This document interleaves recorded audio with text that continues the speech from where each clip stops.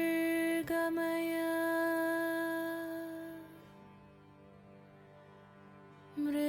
मृत्योर्मा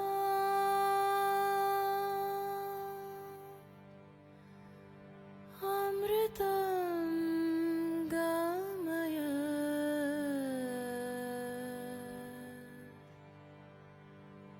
ॐ शान्ति शान्ति शान्ति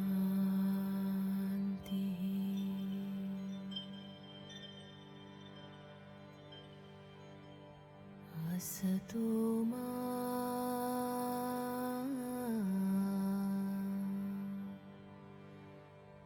सद्गमय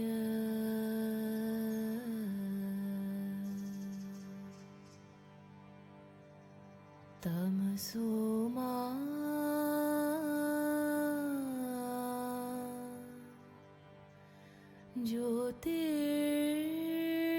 ज्योतिर्गमय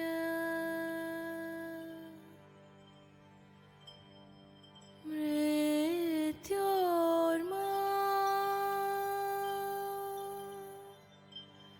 अमृतं गमय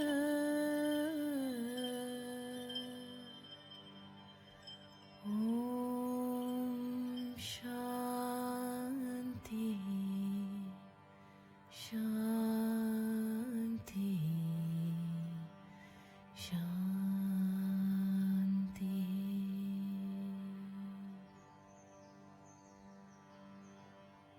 असतो मा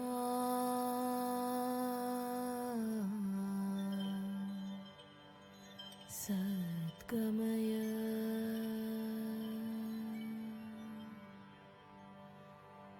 तमसो मा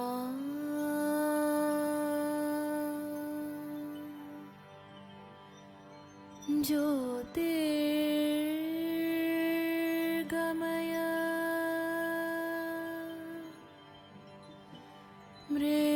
मृत्योर्मा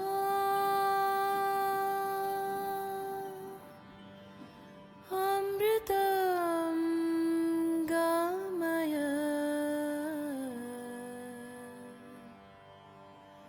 ॐ शान्ति शान्ति शान्ति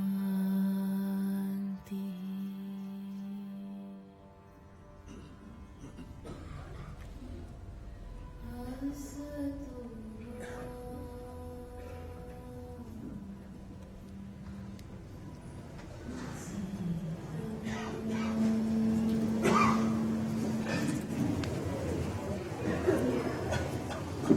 मा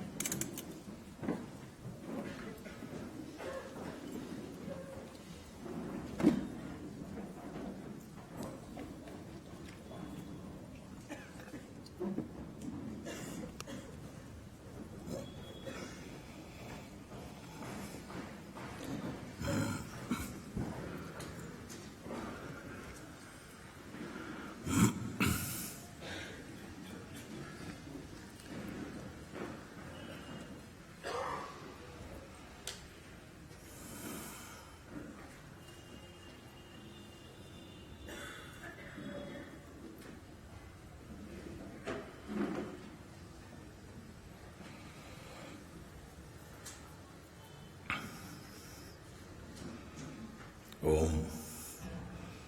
Namaste, welcome everyone to Satsang today here in Rishikesh. And of course, welcome to all the friends joining us from various parts of the world in order to share Satsang with us in real time. So big welcome for everyone. And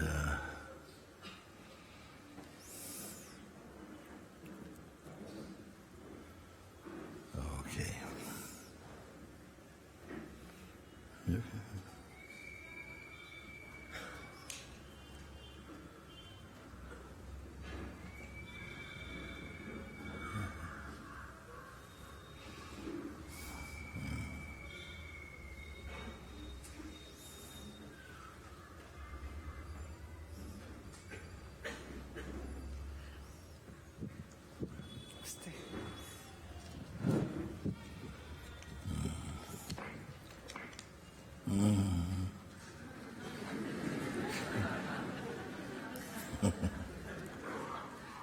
Many time I've got, many time I have lost the glimpses of truth that about which you talk. There are conditioning of mind and the nature of body which make him person in this impersonal being. Dear Mooji, how to know the separative shadows are mere illusion? Yes, so repeat this part. How to know? How to know the separative shadows are mere illusions? Dear Mooji, how to know the ripples are nothing but the ocean? Come here.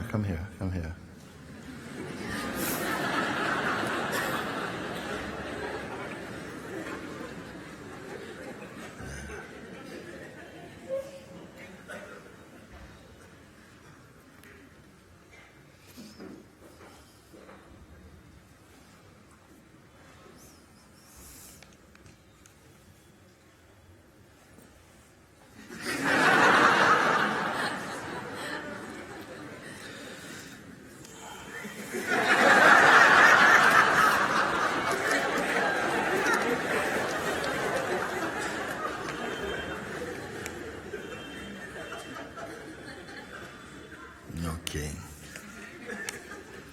So, many times I got, many times I lost it. The glimpses of truth about which you speak, you talk. No? They are conditionings of mind and nature of body which make him person in this impersonal being. So, dear Mooji, how to know the separative shadows are mere illusions. So, dear Mooji, how to know the ripples are nothing but the ocean? Dear Mooji, how to abide in that peaceful, egoless, free oneness among several worldly identity, how to remain only as consciousness. You see? Okay. So, if you are somebody, you cannot do it. If you are doing it as a person, the sense of the person does so many things. If you are going to do it with that identity, you cannot. You may feel a little bit, some little bit of progress or something, but you will not be able to sustain unbroken attention, you see, because it would be as though I give you a burden and you cannot overcome this burden if you have to do it. But if you recognize, if you wake up, recognize that, but that is, and that is here, and even the sense of I arises from that itself. Therefore, I am that itself. Then all efforts collapse. And that alone is called awakening. Nobody can do it. If it is the product of intention, then how can you keep intention, always intention? Then intention becomes tension. You can't, and then somebody calls you, then you have to start again all over. No. So this is why I ask that the people pay acute attention to what I'm sharing, what I'm speaking, because it's very easy that before understanding really blossoms, misunderstandings keep coming in. Wrong interpretation keeps coming. You see? So, you say in the beginning of this note, many times I got. Why many times you get? Because the one who gets it, lose it. That's why you say many times. If you really got it, you would not say many times. Why many? Because you get, lose. You get, lose it. Get, lose it. Now you're asking, then also a second line, many times I lost. Can you see? Many times I got, many times I lost. The glimpses of truth about which you speak.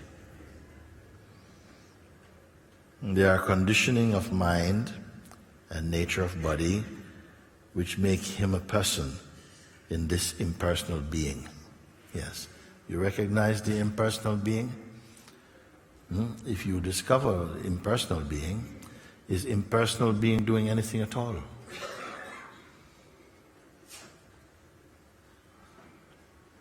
Must be some difference between being and doing. It's not called impersonal doing.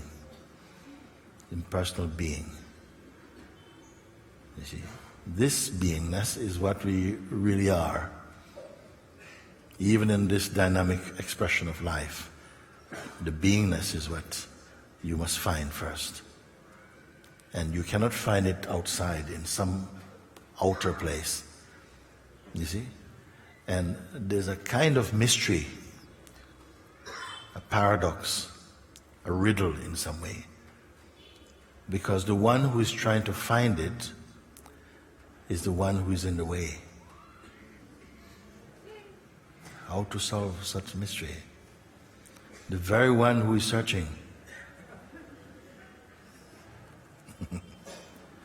The one who is searching is also perceived. The very searching and the apparent one who is searching for something shows up in the consciousness. That there's awareness of both the searching and the seeker also looking. Can we say like this or not? Sometimes you may say, no, I'm aware of searching, but of the searcher, I'm not aware. Then who speaks this? Isn't it the seeker also?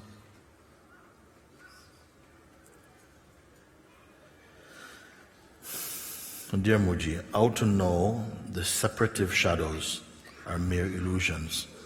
Well, when you know, knowing and being are the same. There's not knowing and there's being. They are one. When knowing and being are one, these shadows, you will not notice them. Look how you move around in life.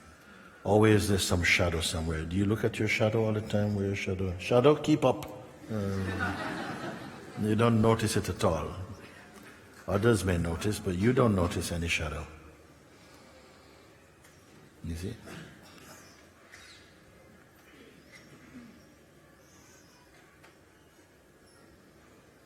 Dear Mooji, how to know the ripples are nothing but the ocean?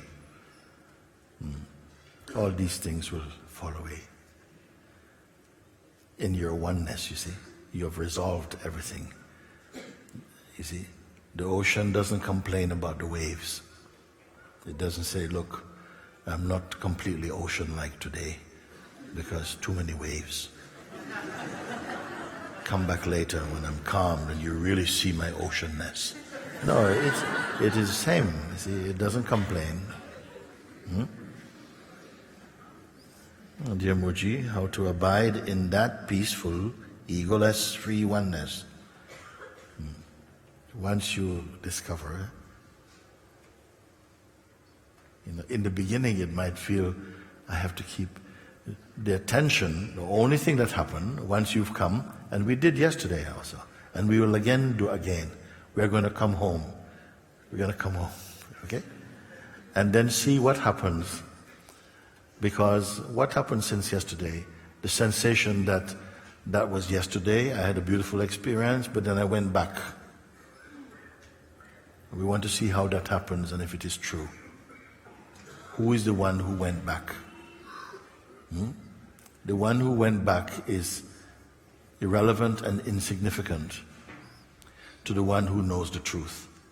But to the one who does not yet know or are confirmed in the truth, the one who went back is still themselves. And that is the difference. That is the difference. You see? How to abide in that peaceful egoless, free oneness.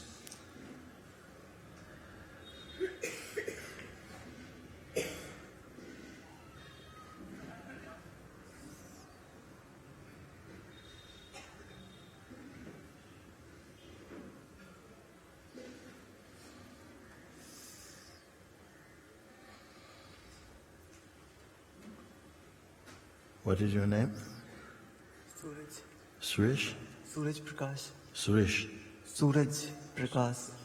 Okay, Suraj Prakash. It's sunlight in. Huh? It's sunlight in English. Huh? Suraj Prakash. Suraj Prakash. Let me just give the first one, I can handle. Suraj. Okay, Suraj. So, when this body came, when this body was born, well, it wasn't this particular body, when it was a baby thing, no? It didn't come with the name Suraj on it. It didn't have a name. And someone decided, between mother and father, or uncle or somebody, decide to give a name to this body. And they may have tried other names, and eventually maybe priest or somebody decided, oh, okay, it should be Suraj. And then they said, okay. And from then on, they started to relate to this body and to something in this body with the name Suraj in it. And gradually, at first, the one inside did not know this name Suraj. It didn't know anything. It didn't know mother. It didn't know this concept of mother or father or priest or doctor or sister or brother. Didn't know anything. Didn't know Hindu or nothing. But gradually the consciousness developed something and was able to hold the impression of the name Suraj. Once it did this, once this impression was embedded in the consciousness, it never forgot. It stayed there. You didn't have to, maybe for a while, as a young boy, you had to try and remember, maybe. But even consciously, you were not doing it. Gradually, you grew into it, and the name was accepted inside. And after this, you never had to practice or remember your name. No matter what you are doing, even the most concentrated state, if somebody came and says, Suraj, yeah? Immediately, you took no time to remember your name. You see? You never forgot it. Even going to sleep. Suraj, you didn't stop and think, is that me? So, yes. You didn't do this. Instantly it came. Now, if you never could forget the name that was given to you, it wasn't born with you, you never can forget. How much can you forget that which holds the impression of the name, which are called consciousness? How can that be forgotten? If your name you cannot forget, and it's only because of consciousness that you can remember the name, how can you forget consciousness, you see? It is there before remembering and forgetting. Therefore I say, I am before the idea that I could forget myself or that I needed to remember myself was believed. I am before the idea that I could forget myself, my real self, consciousness, or that I needed to remember myself, remember who I am as consciousness, before these ideas were believed. But once the conditioning came that I need to remember that I am consciousness, because I remember my name much more easily than I remember I am consciousness. Do you see what happened? You remember, you can't forget the name. And the name is not original to you. You were there before the name came. Who were you before the name came? Can that be forgotten or remembered? Only by the mind.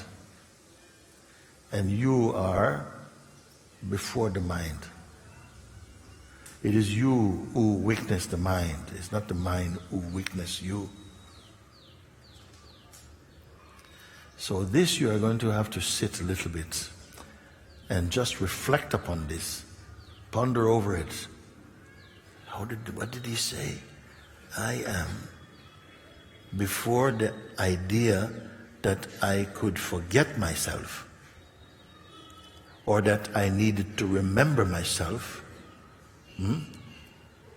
was believed in, or was put to me. Some idea was introduced to me that I could forget myself, and that I needed to remember myself, not only as John or Patrick or something, but I needed to remember myself as consciousness. And so that idea was born in the world, and everyone fell into sleep with this idea. And now we have to wake up to the truth, okay, which is beyond remembering and forgetting. It is you. It may sound a bit complex, but I have to say this. As you understand it, it becomes marvelously simple. But when we have to use our mind, you think, well, I don't understand what he was speaking. It was very complicated.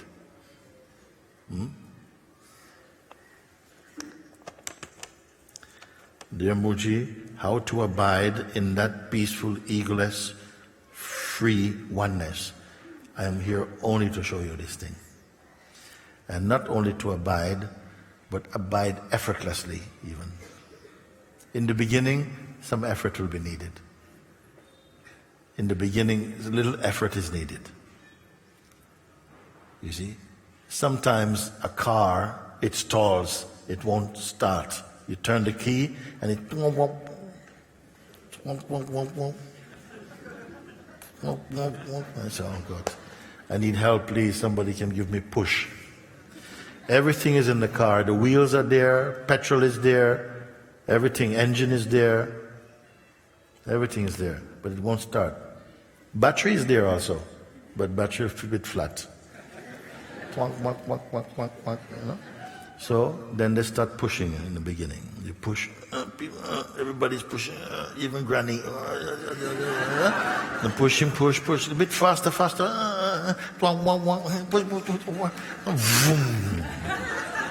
Then when it, you say, okay, whoa, everybody stop pushing. Everyone stop pushing, and car goes by itself. So in the beginning, a little pushing might be felt. You need to push a little bit. Pushing means what? Somehow keep vigilant, looking, and then gradually a recognition happens, and the recognition reveals dynamically, I am just here. It was as simple as that, but how much effort was put just to recognize the simplicity and the already so-ness of what I am. So I have to remind you of this, so that you don't come with a big toolkit to do, some operation on yourself. Just a clear seeing has to happen. Among several worldly identities, how to remain only as consciousness. All this is going to be solved now. Now, we're going to do. You think it's possible or not?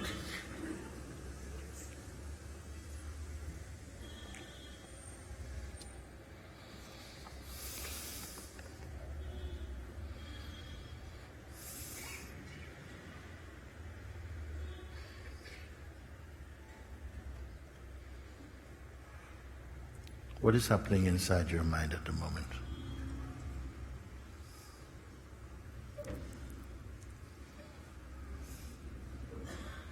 See, he's searching.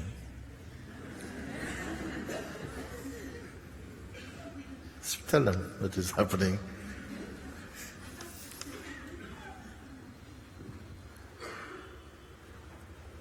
I don't know. Say what it is. What's happening now? What's happening in your mind now?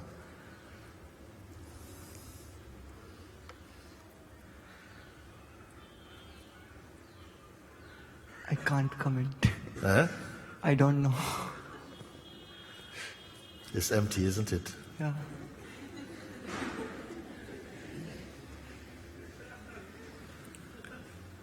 How did it happen like that?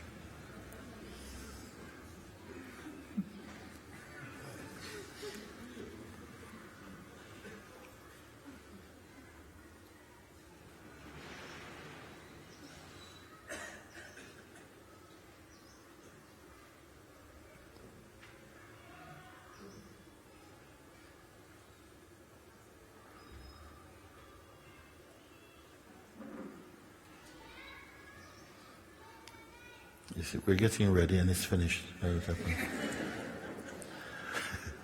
But we're not going to take it for granted, no? Because something is going to happen. As soon as maybe you leave the platform or something, the mind's going to kick in. Like, wow, that was a near-death experience, my God. So we have to...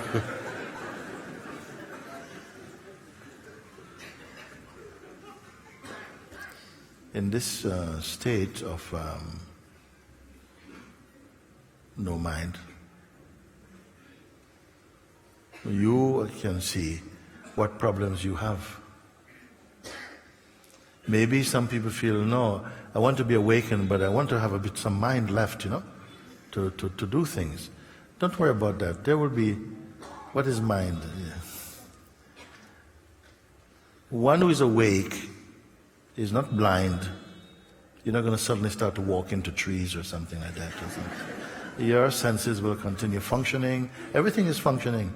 Your mind also will be serving in its practical functioning. Everything is going perfectly well. But something will be taken out, something. Or not even taken out, but it will stop dominating. Simple thing. That's causing all the trouble.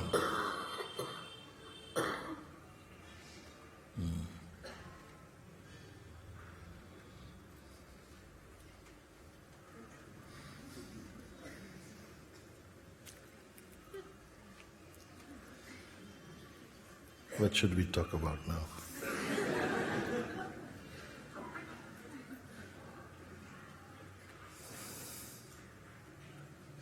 Because mind will say, well, okay, I didn't receive an answer to my letter.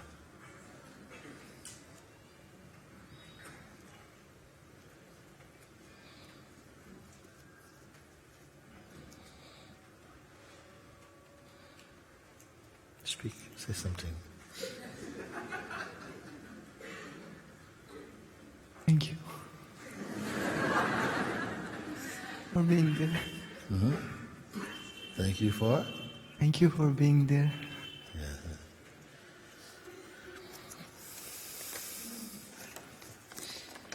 Which part of this letter you want me to address? Which part of this letter do you want me to speak about now?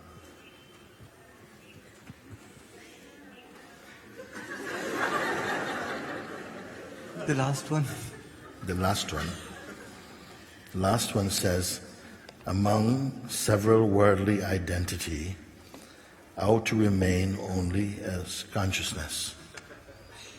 Among several worldly identity, how to remain only as consciousness. Who is going to receive the answer now?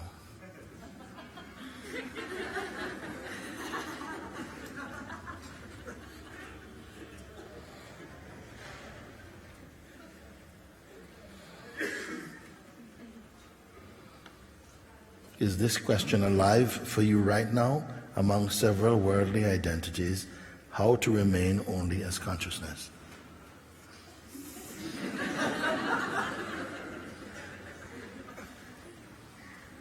And is it because you're feeling a bit self-conscious at the moment, or what?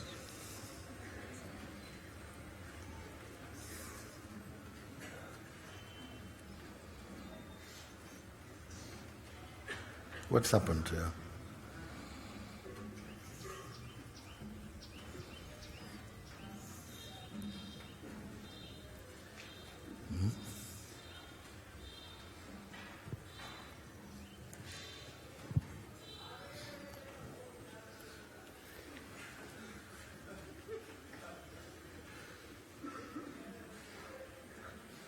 I don't know what is happening. Okay. You can go back now. When you know what's happened to you, you come and tell me.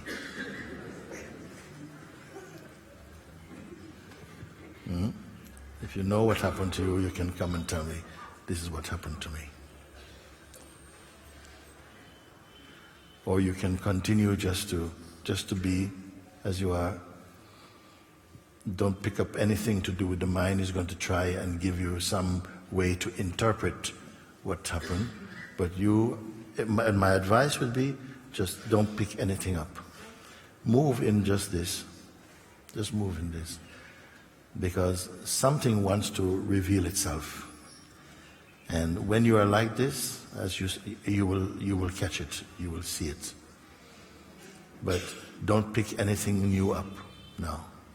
Don't touch any ideas, any philosophy, any special, any cleverness. People come and say, listen, I want to talk to you. This is what happened. Don't talk with anybody. And then something is going to reveal itself to you. Become very clear. Yeah?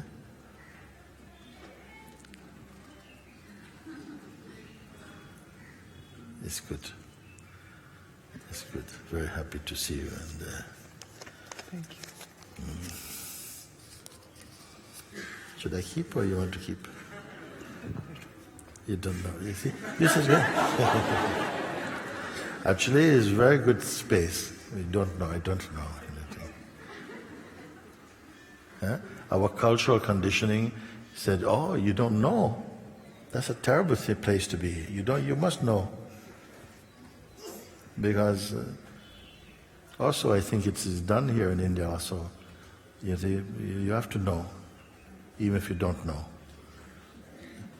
Please, how can I get to the hospital? You go right here, and then you go left, and you go right again. But they don't know. You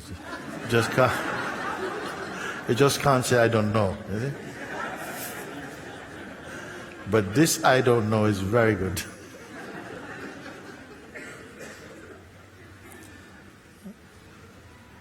And amazingly, out of this vastness of this I don't know, someone approach you and speak, and something responds.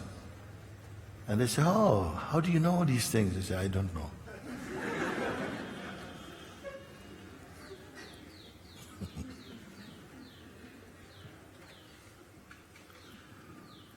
It's my secret, I'm telling you.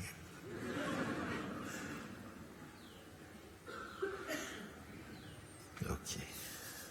Thank you.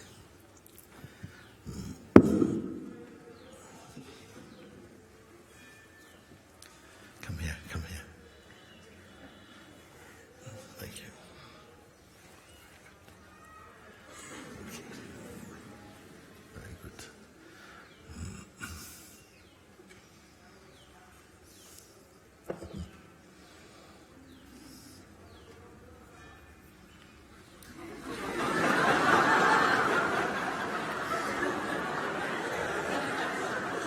He's checking.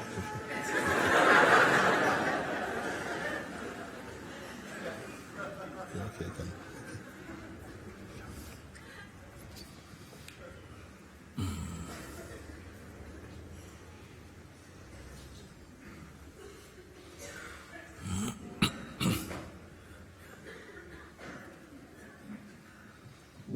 Thank you, Guru Papa Ji. Thank you, Mooji, all your lineage, all your teachers. I really appreciate to be here. I've been practicing meditation for the last 10, 15 years. I've been practicing very hard. And I have a problem. Yesterday you said, bring me question for liberation. And I'm here because of this, because I want your advice on liberation. I have a problem that is anger. Yes. I meditate twice a day, 2 hours, do my sadhana, practice yoga, silence retreat, 1 month, everything that I can do, all the paths, but I'm still anger, impatience. You're angry and impatient. Yes. Okay. Especially with the people that I love. And this is not funny, because my wife is suffering, because my mother is suffering, because the people who is surround me is suffering. So this is not funny. I'm here because maybe it's a trouble of many people here, and I have been thinking about asking you this question since yesterday, and meditate also this morning since 4 a.m., and I don't want to suffer anymore, and I want to give this shadow suffering to the people that I love. So please, Guru, help me. But, I'd like to take a look with you. I would like to take a look with you at this. Well, clearly there is some, the anger now, you say, it must be almost some kind of reflex. It just happens because somewhere inside doesn't want to comply with this anger. It doesn't want to be with it, but it seems to be expressing by its own almost. Would it be a bit like this? Yes, like because I recognize when I calm down, I recognize that I don't want to react in that way. Yes. But in the moment that all the my afflictions make me unconscious, I lose my consciousness, Yes. and I react, and then I feel so bad. Yes. And it's a pattern that I cannot stop. I try all kind of meditations and psychologists, gurus, and you are here, and maybe I die today. So I want to stop read this right now. I want to find liberation today.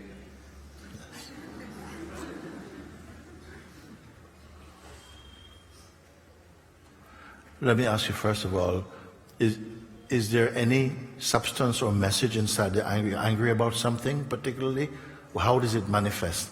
Is it what? For example, a reason, this morning I have an argue with my wife because we practice mauna, we practice silence in the morning. And if she speaks, I start to get angry. Even if we are doing meditation, it's just like breaking my rigid routine. Like I want to control everything, and I feel like this holy anger just because I'm doing spiritual stuff. And this is, but change with the time. Change when she point me my mistakes. And I said, why you don't point your mistakes? And she points my mistakes, and it makes me anger. So it changed, the situation changed. Can I ask you something? No. Yes. This angry one. Can we now try to locate and actually identify the angry one, the one for whom anger is coming up? Who is the angry one? I really you have to go into this. And for anyone else, whatever it is that is your weak point, your vasana, your deep impression, deep tendency, you can substitute anger for whatever. You do it now. See, and you can use the anger as the smell, and you will, just like, for instance, if we suddenly, the smell of gas comes in this room, very strong. And everybody, they said, where is this gas coming from? And some people, and some good sniffers come, and then eventually, he's here, Guruji is here, come. Where is it? And they find it's coming from a certain place. You sniff out, use the anger to go to the source of the anger. Who is the angry one? Look if it can be identified. And we can take a little time, because the mind often doesn't want to accept this question, but you're going to try. Who is the angry one? The one who is getting angry. Scan, search. See if you can locate and identify this angry person. Not just as an idea.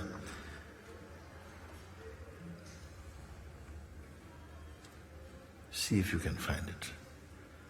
It's a very important thing to do right now. The anger we know.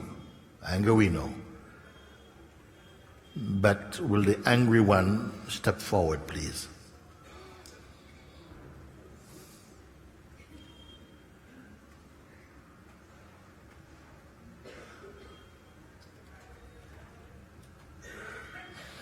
The natural reflex is to say, it's me. I'm the angry one. But I want to break this down frame by frame. And what you mean, me? Me, the body is angry? It's not body is angry. The body reflects or manifests the anger, but not the body. Which is the one who's really angry? And what is it that is aware of anger also? Is it the same?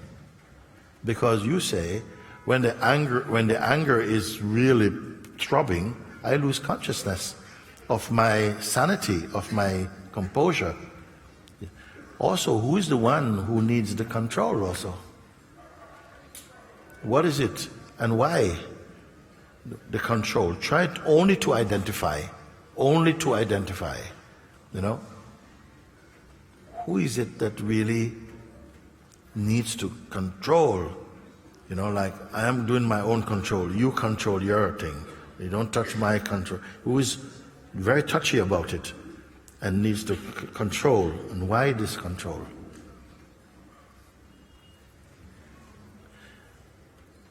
And isn't all of this being perceived also? You say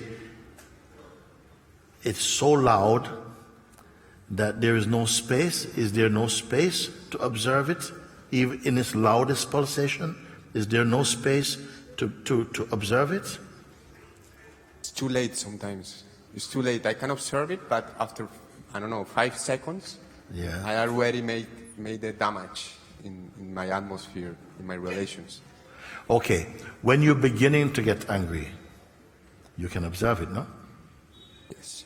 Okay, let's just start at the beginning when you can begin to see it beginning to climb. Okay? And maybe something says, look, you better stop because, look, I'm getting angry. Stop, Because if I go to that point, I'm not responsible for what happened, okay? So, at the point where you can be responsible for where the anger is going, okay? Something is not the anger. A power is there that is not the anger, okay? So you stay in that observation, you see? Rather than be thinking, no, don't come near, So you're out there, Just be the watching of the place from where you can see the anger. Be in that conscious place where you can see the anger rising, but just be conscious. So keep your power.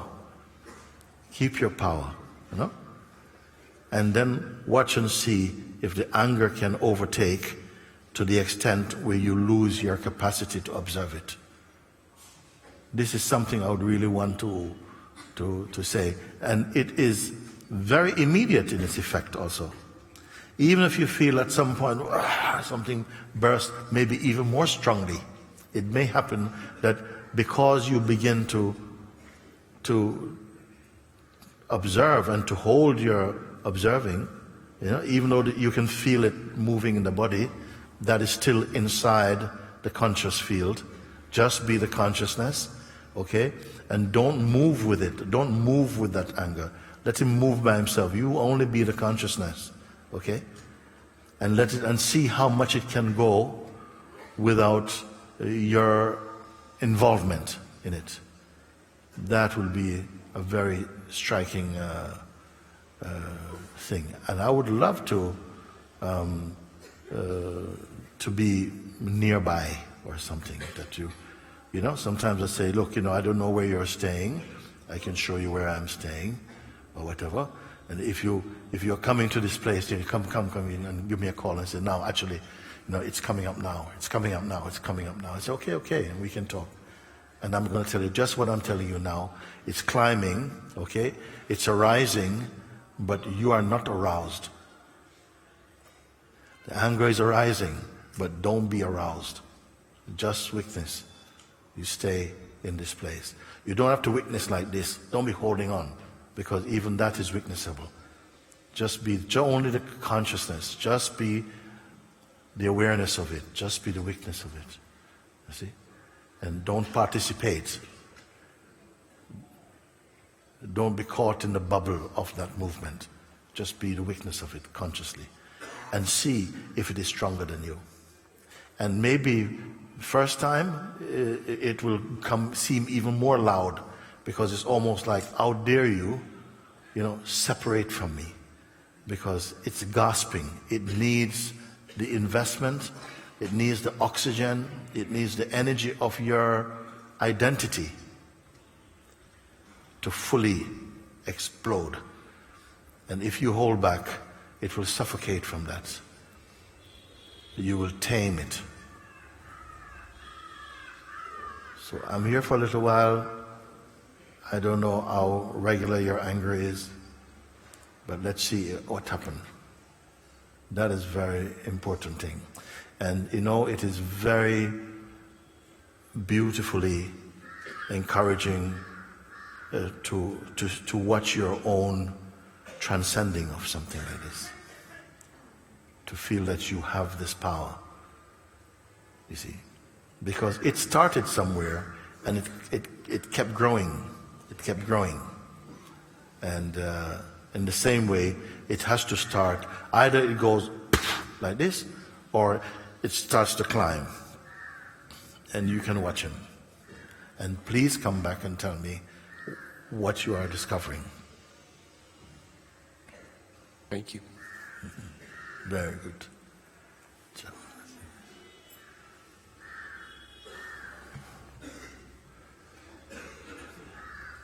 One second. Can I see you now for a minute? Yes.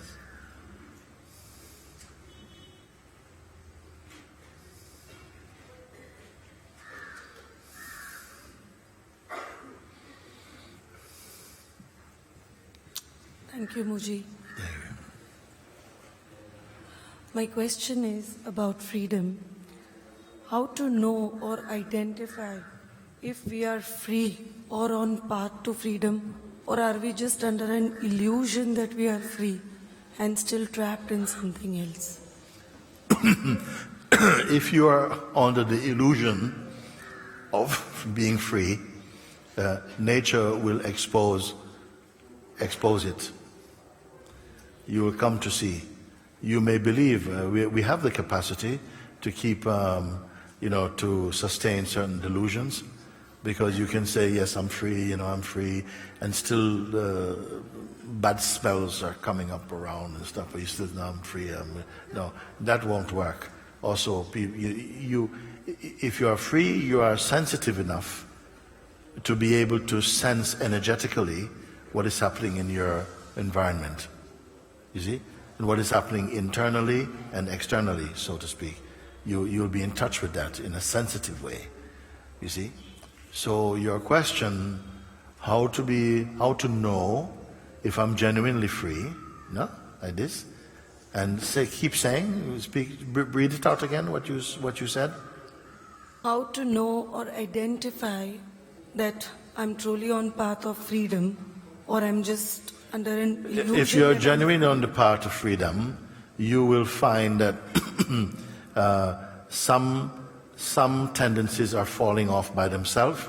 You don't remember where they fell.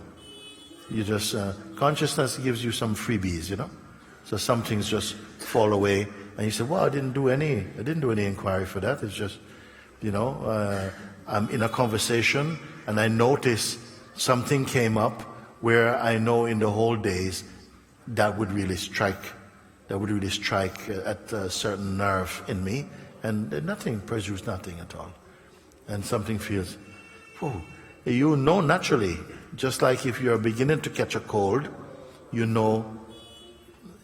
you know something is coming, maybe I better take some, lemon and honey or something. You know, even in this subtle way.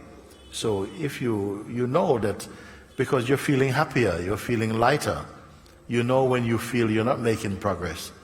It's like same old, but as you're moving and becoming more deeply aware of your beingness, being one with it, then naturally this question begins to,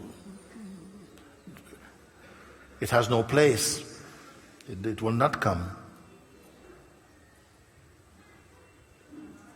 Okay. Okay, good.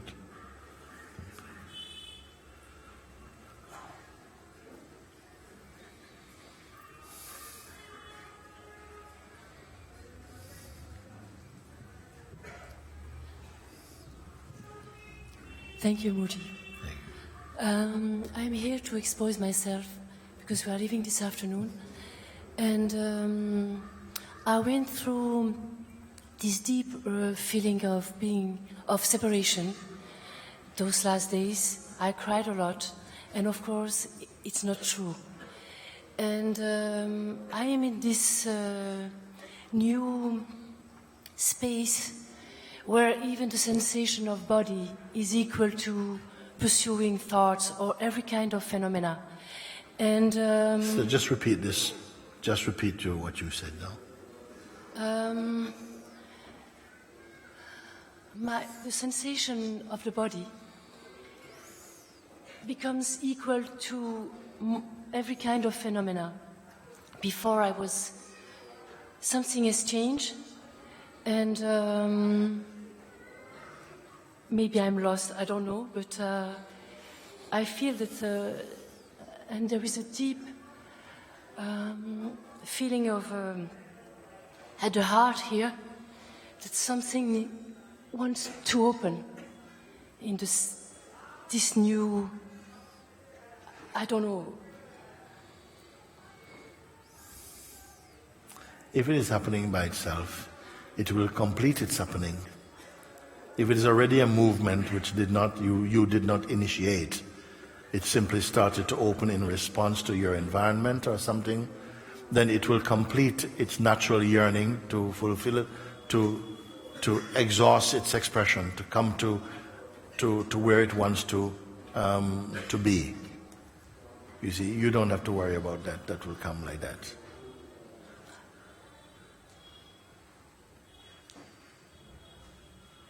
It's a great feeling. It's a great feeling. It's something. A great feeling. Yes, something is really. I don't know. Whatever it is that is moving in that way will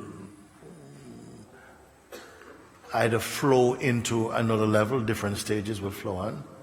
The best place for you is simply to be aware of it. You can be aware of it, but be more centered in your awareness than being aware of it. Just stay in your awareness. This is what is happening in satsang. I try to convey to people that there's no so much to do, but more be open and receptive and allow your own inner responding to do its work, and you're coming to increase clarity. And clarity doesn't mean that a clarity to see objects. It means kind of empty. You're emptying out.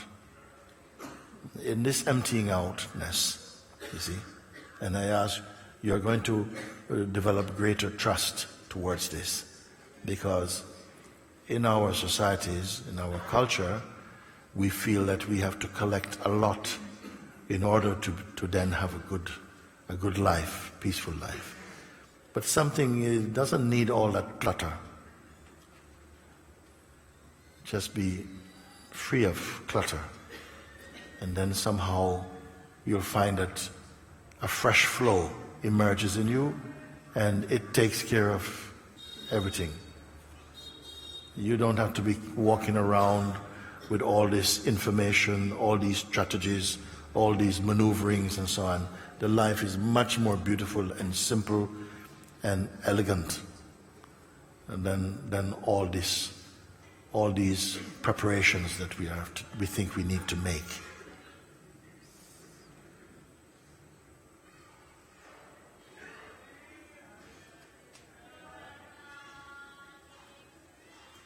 Good? Okay, thank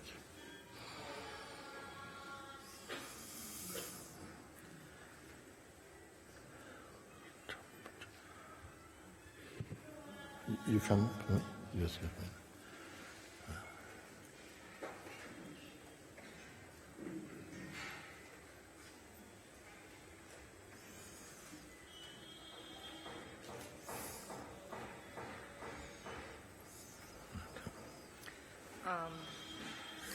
I have a question. My son died, and I would like to know how to deal with overwhelming emotions. Yes. Sometimes don't give too much in the beginning. Let them be free to express. Trying to deal with them often leads to some kind of suppression, and I don't feel it is healthy. I don't know in what form they are being expressed at the moment in your life, but sometimes it could be just intense feeling of grief and crying and not being able, don't want to see people, like to be alone for a while. I think space should be offered for that sometime, you see? But there comes a point where it takes on a kind of shape like as though you're not accepting. If you're not accepting, because that kind of death comes to everybody. The death of the body, the cessation of the life force leaves the body and so on. If you refuse to accept it, then it creates something different, and that can turn into a very deep sadness, whereby you get stuck or trapped in it. But initially, grief is natural to be felt. You use the word overwhelming. I would like to ask what is to say something more about this overwhelmingness of it.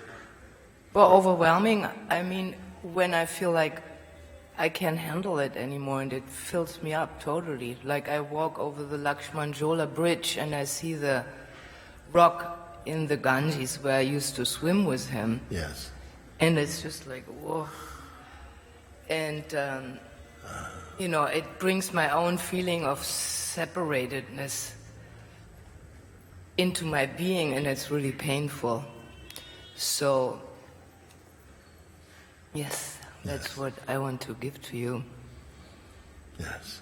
Because I also feel like now it's already a few years and I've been riding the waves of the grief, and I don't want to identify with, being a grieving person because life is so much bigger.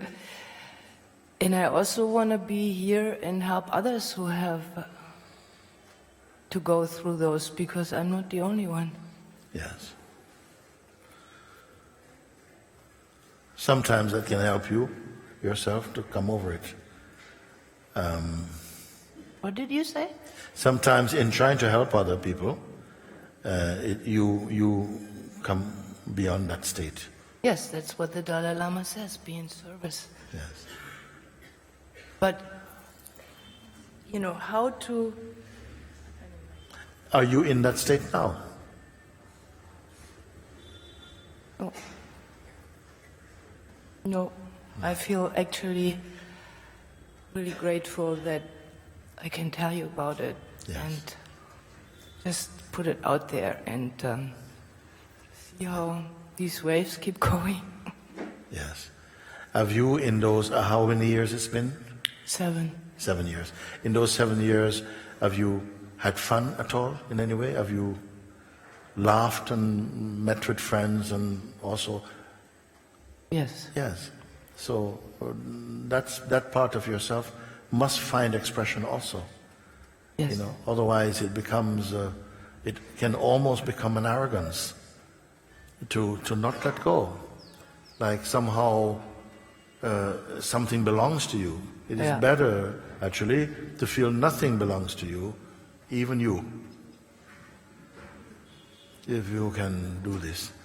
And also sometimes I say to the people who spend more time with me, I say, live as though you have no rights. No what? Rights. No entitlements. You understand? Yes. Because sometimes we feel, like you have a right to something, I'm entitled to something, and I say, try to just put it over there. Don't have I guess any. if I have an entitlement to my grief and my sadness. The grief doesn't come to ask you, am I entitled to express myself? It comes. So let it come out. Let it come. But also be conscious of it. Be conscious that, okay, now it's coming, now something is expressing. And in some way, by observing it, it allows a natural detachment to come in. A certain amount of impersonalness to come in. And that is very important. You see? To just let that, because if you could hear your son's voice now, I don't think he'll be telling you, Mom, I'm happy that you're so miserable. He's not going to tell you that. He's going to say, I want you to be happy for me. You mean he would say, I would want you to be happy? Huh? That's what you're saying. He would say, I should be happy. He would want you to be happy.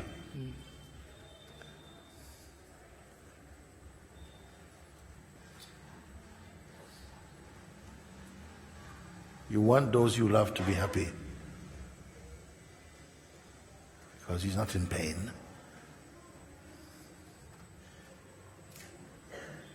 It's a mystical journey, this life and death kind of thing. And I'm really glad that I'm here right now. Yes. Actually, you're going to become conscious that every day there's some living and some dying. In your own life has to be. That's healthy life. Dying to some concepts, dying to some ideas of how we should or should not be. That's healthy life.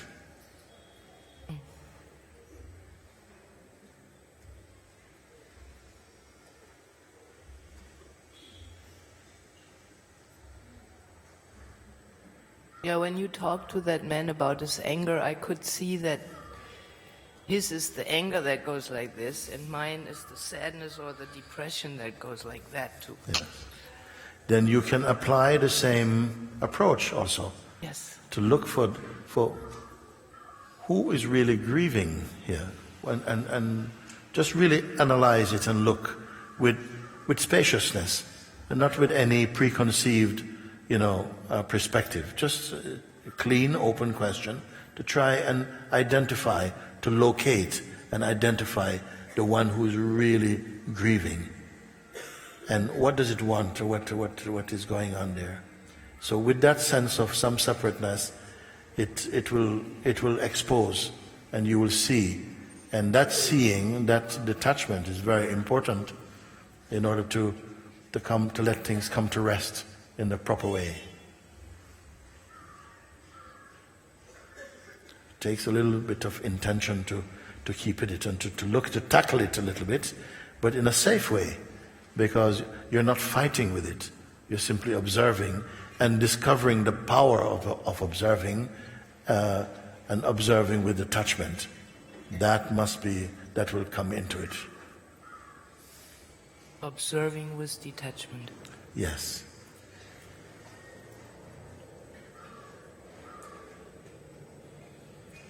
And then also sometimes observing with the feeling of attachment. And observing with the feeling of attachment. And then observe with the feeling of detachment, and experience what it feels like. And then you feel that you'll be able to make a natural choice.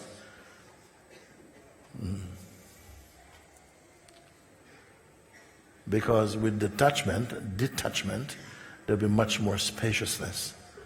There'll be more peace.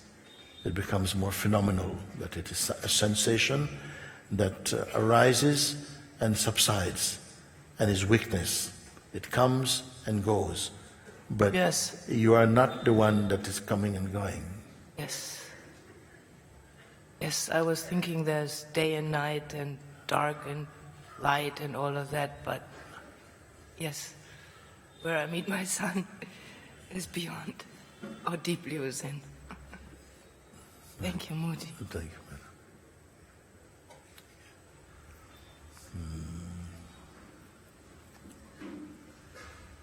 I see you for a minute.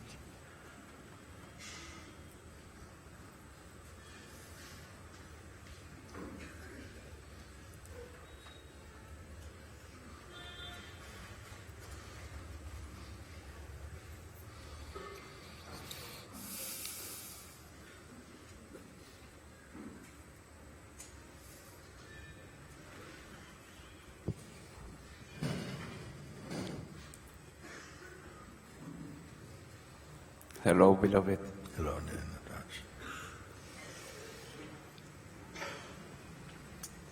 Nataraj. I really don't have any elaborated talk and any question, but I just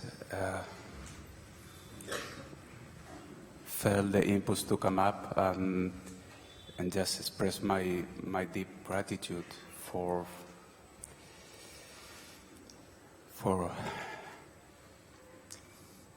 you in the first place, because I have discovered something that it is so powerful, so unique, and my whole personhood, I feel that it doesn't have any power anymore. Of course, sometimes it's coming identification. But I'm like there, like facing it, like following your pointings, and it doesn't have any power anymore in this life, in this expression, no? And it's so I was there like you know, this immense fragrance of love, like overwhelming, and feeling this oneness is amazing power. There is nothing in this earth, in this worldly earth, that you know, that can be. It's incomparable. It's Yes, incomparable. and it need not be only a fleeting experience. Also, it's not just a visiting experience. It is continuous. It becomes continuous. You understand what it means? Because all things that we have experienced have been momentary. They come, they have a beginning and an ending. They come and go, or they fluctuate. But yourself is stable. And something is moving from the position of person into presence. And presence is a much more stable state than person. Person is a very restless, often restless, self-centered, selfish also, insecure. All these things accompany the personal personalized form of consciousness. But as you are discovering, as you say, by following the pointings and checking in and digesting your seeing, you're finding that, whoa, there is a joy that remains constant. The sense of the person and its troublesomeness is wearing off, it's thinning away. And now you are saying, this personhood, you know, energy, this entity of personhood, it's out of the picture. It and its story and its history, it's now become something very, very insignificant now. Because now you're in the field of being. And that is very different. You go to sleep in being, you wake up in being. You see? And there is that stability. That begins to radiate also, and as it emanates out of your very presence, you see. A tranquility, a serenity, a peace, a depth, a wisdom, a silence, a beauty. Not as a passing experience. You observe that everything, every sensation is passing. But something here is not passing.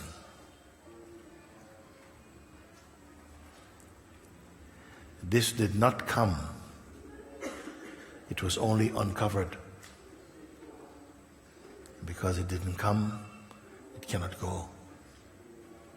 You're discovering that it has no boundary beyond which it is not. It is not like the things in the phenomenal world. And yet it does not curse the phenomenal world. Rather, it imparts beauty and wisdom to it.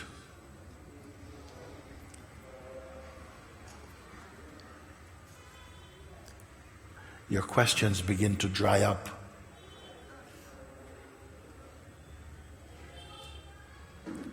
Any such thing like depressions and so on, they're also becoming redundant now.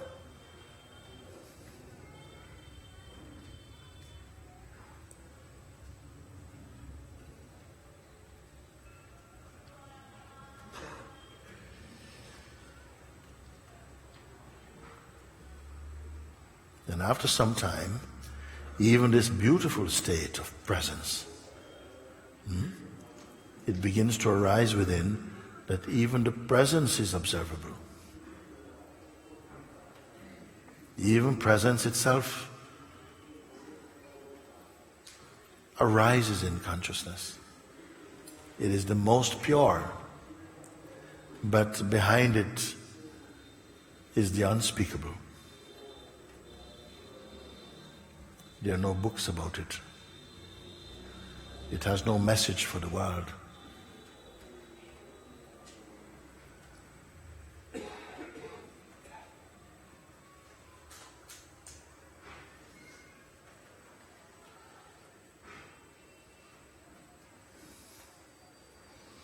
Though various names are offered to it, it is nameless,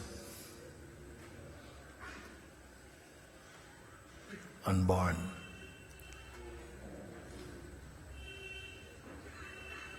imperishable, limitless, timeless, uncaused. Where you will find.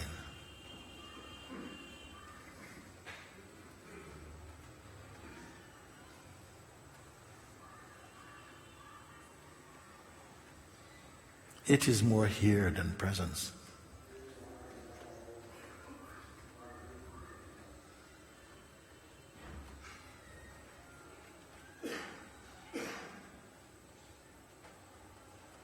It is more here than presence.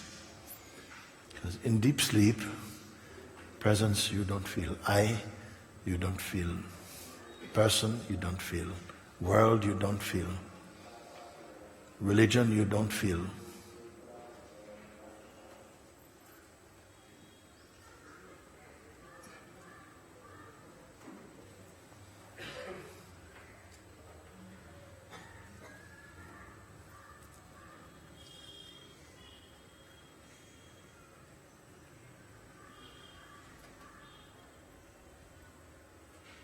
If you could go all the way, not having a catalogue to say this is what all the way is, but having an intuition of all the way as you intuit or sense from what I'm speaking.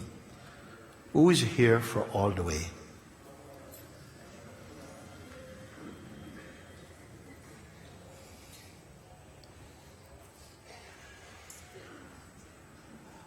I need to see. You don't understand the question.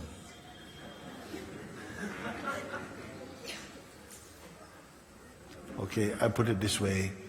As much as you can discover and the fullness of your being.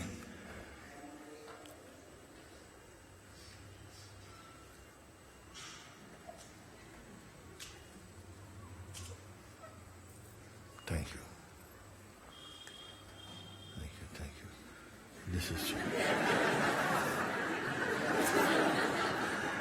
Yes, and this is something needed to express this from here and from here.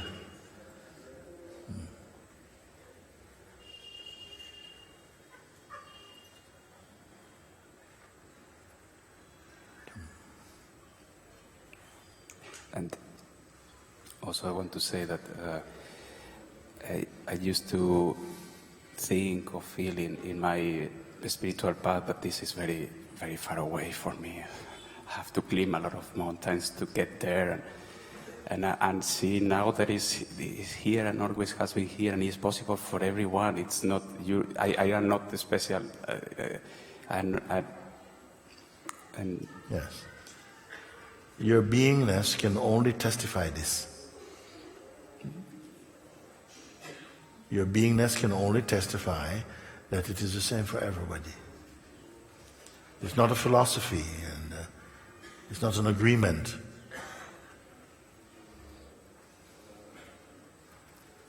So, very good. thank you very much. Thank you, thank you. I love you.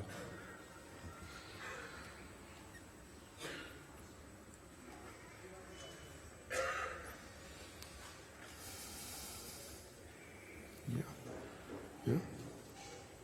Okay, you. Okay.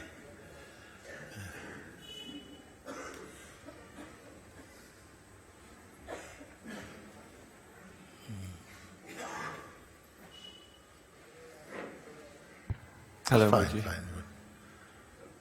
Hello, Mooji. Aye.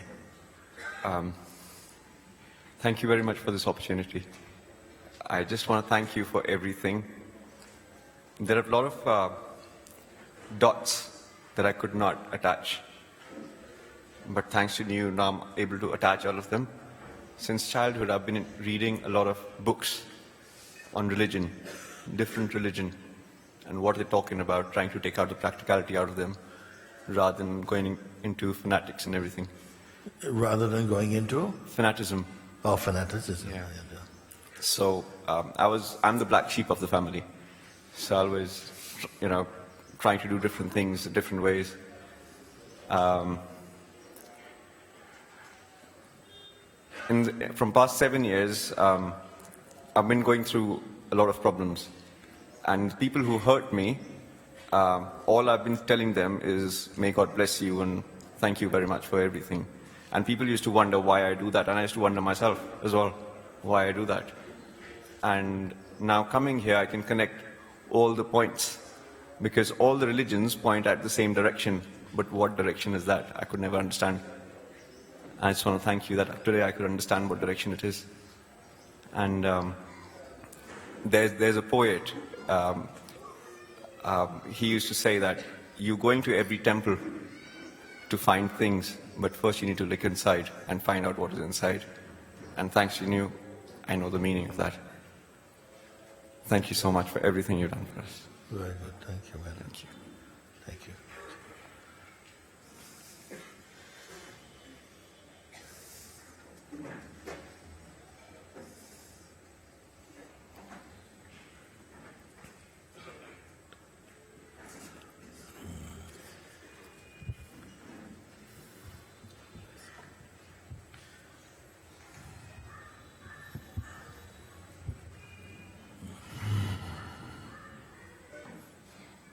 Hello. Hello. A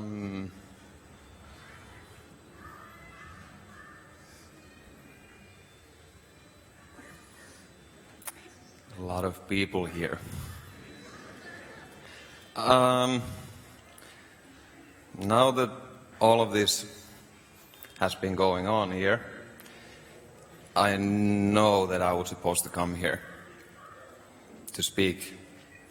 I don't really have a question, but I would like to tell a story that just happened to me, if that's okay. I've been coming to India for 10 years, on and off. I go back to Finland to spend the summer there, and I work a little bit, and then I come back here. And usually I go to Gokarna, which is south from Goan border, 300 kilometers, in Karnataka state, West India.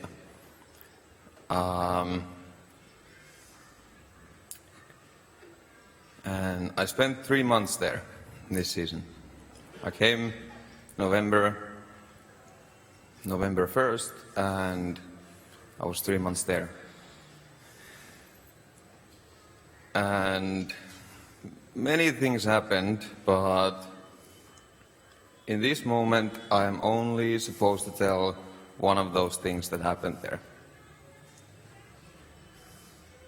There was 2 months ago 3 boys that I saw coming to this beach that I usually live in, and these 3 boys, Indian boys, went to swim, and many of us, we already knew that they're going too deep into the water this time. And just a moment later, we realized that something was wrong. And only these 2 boys came back from the water. The other one dragging the other one was unconscious. And we didn't see the third one. And what? We didn't see the third boy anymore after that. So we ran there to help these 2 who are coming from the water. And my friend started giving CPR to this boy who was unconscious, and a lot of people gathered around this event. And then the odds are usually not really great when somebody's already unconscious and doesn't have a pulse, but this time this boy started breathing again. He started coughing this water out and started breathing again. He was still unconscious though. And then people started shouting that we need strong men to carry this boy up. And we called an ambulance up from the beach to this rickshaw stop. And at that time, I was looking at this boy and I recognized myself thinking that, why should I help this guy? Why should I do it? He made a decision to go into the water even though he doesn't know how to swim. Then I made a decision to help this boy anyways. And we carried him up from the beach. We put him into the ambulance, and later that day we heard that he survived. 3 hours later, we saw a body in the ocean. One of my friends, he ran to pick this body up from the ocean. I also saw the body. There was nothing you can do anymore in that state. 2 months later, I'm going north from Gokarna, and all the trains are full, all the tickets are already sold, so I'm waiting for a Tatkal ticket to open. And I was going to Pushkar, but I wanted to go only halfway there so that I don't have to sit in the train for 40 hours.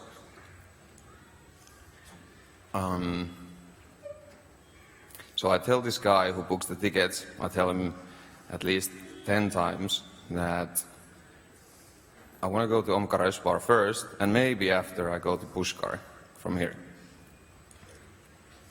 this was already too much information for him, and he comes smiling at me when the Tatkal tickets opened, that I got you a ticket to Pushkar.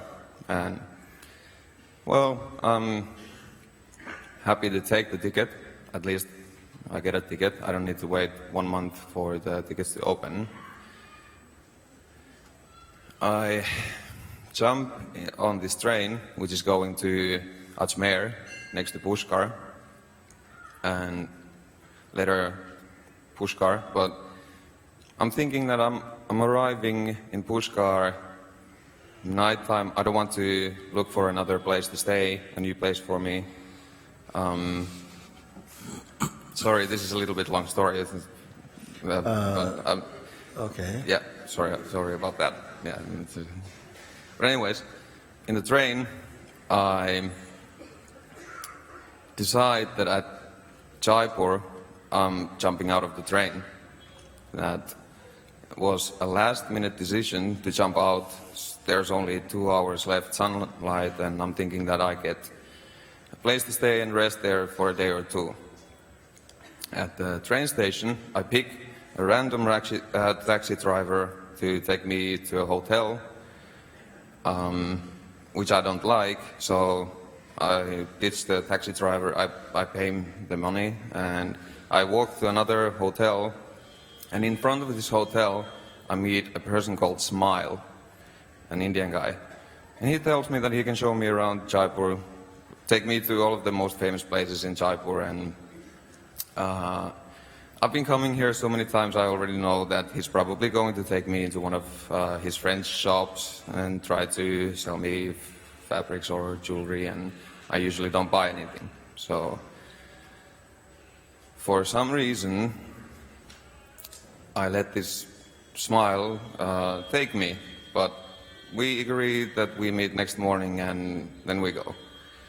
And as I assumed, he took me into his uncle's fabric shop, and we started having a chai there with his uncle. He's asking me, "Where are you coming from now?" As a chai conversation, and I'm telling him, "I'm coming from Gokarna." And he goes like, "Oh, this tragic Gokarna. My cousin just died there. He was there with his friends." I'm starting to think that, okay, that's really weird. When did that happen? And he tells me something like 2 months ago. I'm like, okay, I was there. Usually I come to Goodley Beach. Yeah, Goodley Beach. That's the place. And we started talking about this this incident that happened in Goodley Beach 2 months ago, and he had pictures of this third boy who flushed to the shore 2 months ago in Goodley Beach on his mobile phone. And this guy in Jaipur, who owns the fabric shop where I accidentally ended up with the wrong ticket from Gokarna, this person is the person who went to Gokarna to pick up the body of this third boy. And not only that, but these 2 boys that were also involved, the other one that survived in the hospital, he disappeared. He never went to Jaipur to explain what went down in Gokarna. Also, this third boy they never heard of after this. And this family, they told me that there was 2,000 people in this part of Jaipur crying their eyeballs out when this boy came back to Jaipur with his uncle, the fabric shop owner. And there was all kinds of rumors happening in this part of Jaipur. The mother also said that, "I don't understand why the boy would go to swim. He didn't even have showers. Only after 4 days of not taking a shower, he hated water, and he didn't know how to swim." And when these two boys didn't come to Jaipur to explain, nobody knew that what happened until I accidentally came to this place in Jaipur.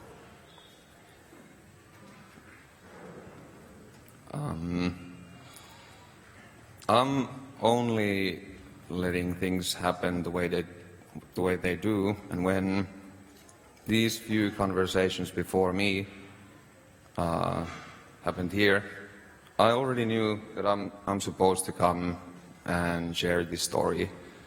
I don't really have any questions.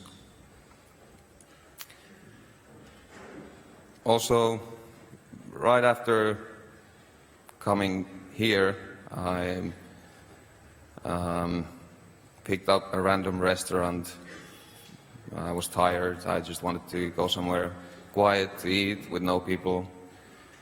And in this restaurant, there was only one person sitting there, and that's that friend of mine who I met in Gokarna, who pulled that third boy out of the water.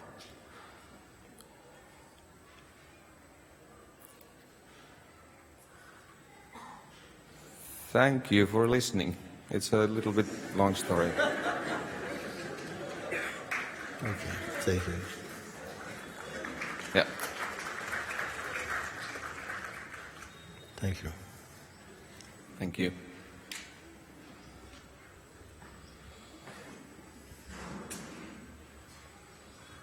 Can I see you? Yeah.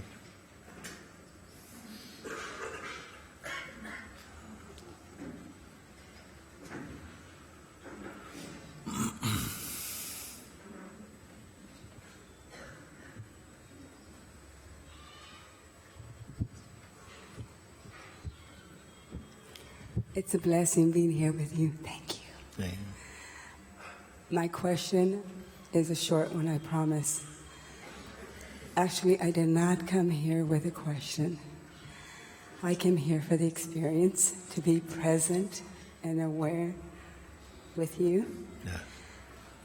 However, sitting here with you in the present moment, I had this overwhelming sensation to ask you this question because I have dealt with it in the past, and I feel very strongly that I need to help others. This question comes from the deep soul.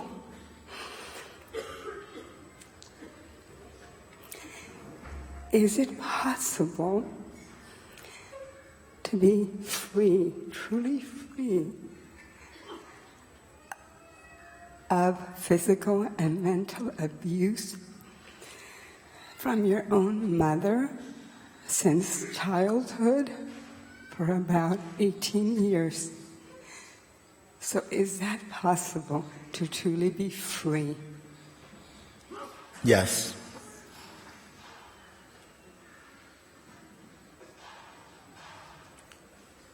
Nothing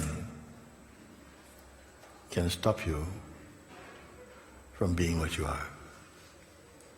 Nothing can stop you from being what you are. All that needs to happen is that you need to know that. You need to recognize and know that, because the belief, the contrary belief, can be very stifling, very suffocating to feel, and especially we feel that even some things, dreadful things may happen to you, but they may be converted and transformed into real possibilities to become free even quicker, or to develop a depth of character and ability to also to empathize with other beings. They can contribute, your difficulties in life can contribute immensely to what you will share in your life, what you will see, and how quickly you can discard what is unimportant in your life sometimes more so than having a life that is cushioned in every way. So it is important to see that even though you may have dreadful things may have happened to you in childhood or in adulthood also, that they can be transformed. You can use them also, you see, to strengthen your, to deepen in understanding, and to act as mirrors to look within your own self. So, can we imagine a world that everyone is super kind and super nice, and no crime ever is committed, and everyone is just happy, and like this, and so there's no need to transcend everything. We're all just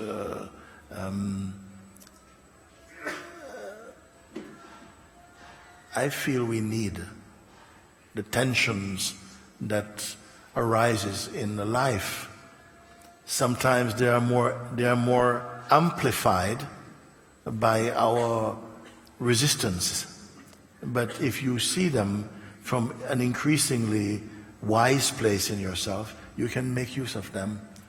You can transform your environment through your wisdom, through your love, through your openness, through your awakening, like that. And even after you are awake, meaning that you have no doubt, you're awake beyond even conviction, you are simply established in the self, life will still have, you still need some twang, something that keeps an alertness within the dynamic self, you see, to a kind of tautness that is able to discern things and to, you see, it's still there. It's not just living in a hammock or something. Internally, you're in a very stable place, but it's not a dead space. It is alive in every way. In the expressions that seem outwardly so varied, so challenging to many people, your inner environment helps to transform the sense of the outer environment because of these things, and because you've gone through also so much of these maybe painful moments, but it would be good if you resolve them within yourself, that they don't always just are hanging over your head, you see. You may even one day say, you know, thank you for the difficulties in my life, because without them I would not have seen this or not have seen this thing. This is how you can, sometimes people say, you can't change the past. Well, you can. The past is largely interpreted, and your interpretation can change. You see? Not to always try and make a pretty picture, but just because of your wisdom, you change. Your moods change the way you perceive things also. The same story is told in different ways, as influenced by your mood, your inner awakening, your clarity of perceiving, you see?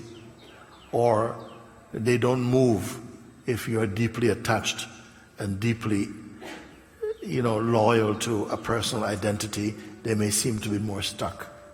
So all of this, I feel, your attitude can change to embrace life in all of its manifold expressions and make use of them, more than have no-go areas for yourself in this way. No, but you can allow yourself to see, and to see from the place of being more now. Can you help me understand this wise space you talk about? I don't know if I can help you to understand. I can help you to be there. When you're there, understanding will be there enough, you see. And for that, I would say simply the exercise I give to most people is don't be holding on to anything right now. Don't hold on to any shape of who you were, who you are, or who you want to be. Just leave all these things aside. Don't hold on to any favorite concepts or anything like that. And the natural feeling of I in you, don't put any history in it or any preferences in it. Let it just be the intuitive sense of being. So be empty of intention, and then don't wait for anything to come. Don't be waiting, don't be expecting. So your environment is totally cleansed of data, information. So you're informationless. Now you give some attention just to this that remains now, unoccupied. Be in this space. And at first you may find that the mind comes and wants to suggest some things, or to lend offer an interpretation of what is happening to you, or to make some kind of conclusion, some premature conclusion, to say, okay, so that's the place now. You can go back there whenever you want. Come on, let's go and get back to reality, or whatever it wants to say. But you are going to ignore all of that. Just ignore everything altogether. And stay in that natural aliveness that is without story. Can you? So my pointers must be also alive, that immediately, this is immediate sadhana, meaning that not something to practice later as I'm showing you, because it is already here. It is not something that you're going to create or to build. It is simply opening the curtains to that dimension of being. You are simply here. And don't get engaged with the different voices that come from the mind to say, oh yes, that's very nice, but you can't live like this, and how can you pay your bills and all this kind of stuff. You've got to have some preparation, some strategy, some techniques for living. Just really be finished with that for a moment and live this day at least in that, and see if anything is fundamentally missing. See if your being is limping because something is missing. And meet life as it comes. And you will see that whatever takes place, it is like everything is a cloud passing. Everything is a cloud passing. You see? But you are like the sky. You're not passing.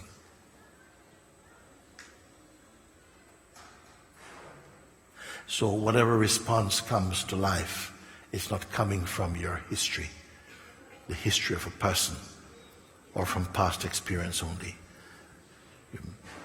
A wider dimension, a wider space is in you now. But you don't have to know. There's an example of this. If you imagine an amazing stone, say a diamond, that has been cut in thousands of different facets. Each one is a facet. And you're like one facet. Each facet has the total stone behind it. But it doesn't have to look behind to see that. So like your life is like a facet of the infinite. And when something comes, the totality is behind it. The person doesn't have that kind of, that enormousness. Now, you don't even have to hold this kind of vision. It was just a momentary thing. But to be just in that empty space that you have allowed yourself to be, and just meet life as it comes and see how your day has been. Then you can share this again with me.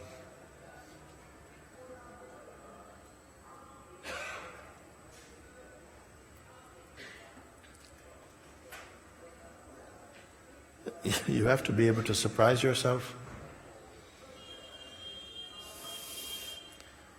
there must be some unpredictability about you. You understand? If everything in your life is predictable, then we don't have much to say.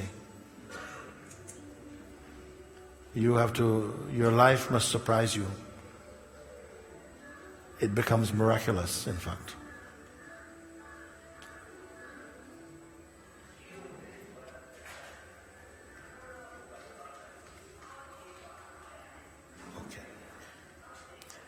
Okay. Thank you, thank you.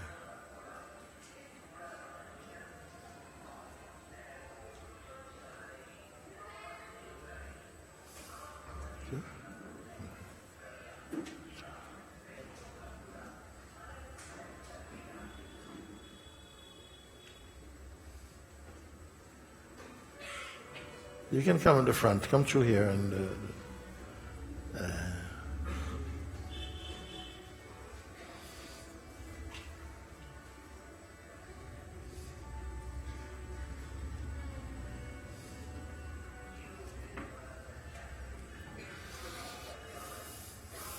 Hello, Mooji. No, it's hello. Thank you. Oh, okay. Today I woke up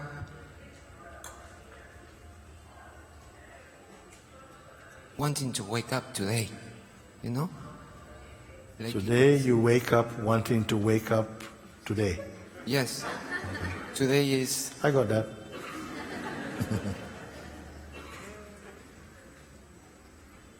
So I would like to do the exercise, which is an exercise that lasts forever. The one that you say, put the things aside, or put everything in the fire. Just put it there, and what you are not, and what is left, that's you. Okay, that vibrates in the most magnificent way. So I'm kindly ask you for your help to realize what is already everything.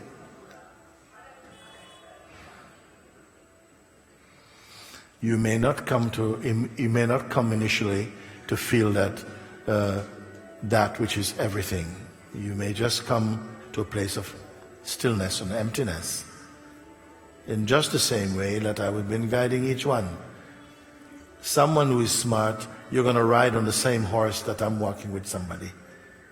Because enough time, I say, just leave it. Don't hold on to any self-image. So as much as I'm speaking to you, then I'm speaking to anyone who hears. Anyone who hears. Maybe someone sitting down and not the one standing up will make better use of what that point. You see? Someone here, listening to another one being guided, gets it. Thank you very much. They're gone. And the one maybe standing with my eyes looking at them is going... And somebody else, somebody listening to the interpretation on the street, the translation on the street, goes, gone. You have to listen like that, because I can't speak face to face with everyone like this. You have to put yourself in that position and say, yes, the words are for me. You say, whoa, whoa.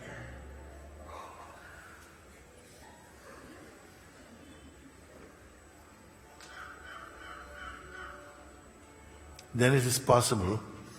I have a crazy idea. In my crazy idea, then everybody can get it. Why not? You can't get the self, you are the self. But you can see through this mist that has been distracting your attention for a long time, that has created some kind of hybrid self, some sort of false, limited notion of self, and we have been living in the mask. And now the mask is being removed, and you're seeing, oh my God, oh. I can see and feel my own beauty now, like this. Because I cannot see anyone who is not it. But I can see many who are confused about it. And this confused one, I know it's largely because of thought and some misconceptions. And all satsang can do is to remove, or to help you to remove the misconceptions, the misunderstandings, and perfect understanding is revealed through it.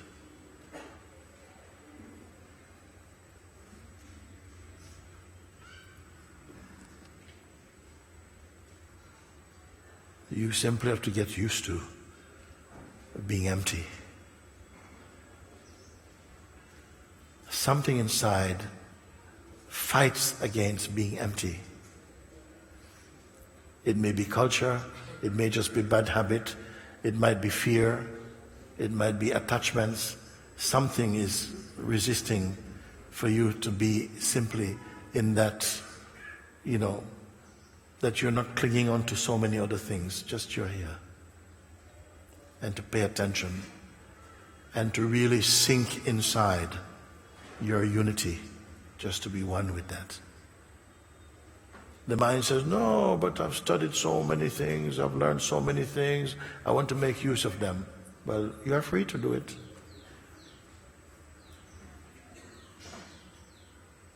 But if you ask, how can I be genuinely free?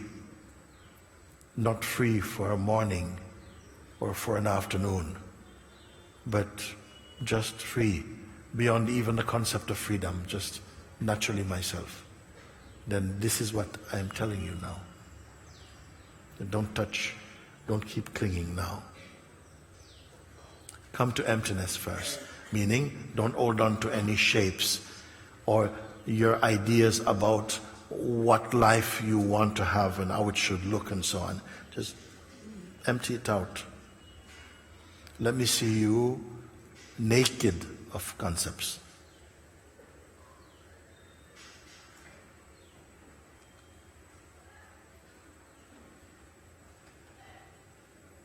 And don't pick up or reach for new concepts. Just be empty first. Come to this place.